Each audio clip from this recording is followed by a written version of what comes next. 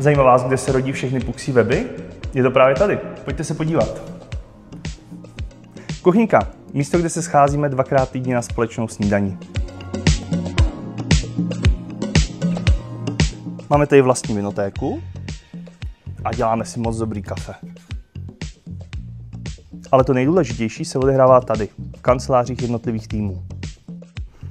V Puxu najdete doupě lišek, vlků, beránků, medvědů, lvů, krkavců, bobrů, mývalů, včel a tučňáků. Je to tady vlastně trošku zoologická.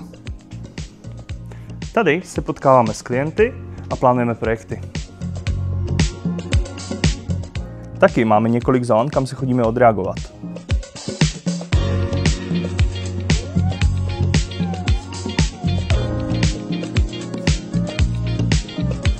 Ale když si chceme fakt odpočinout, chodíme sem na tuhle skvělou terasu s výhledem na Brno a parádním grillem.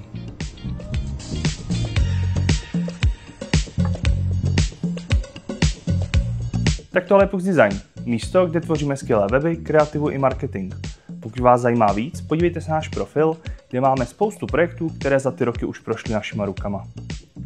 A nezapomeňte dát odběr, ať vám už nic neunikne.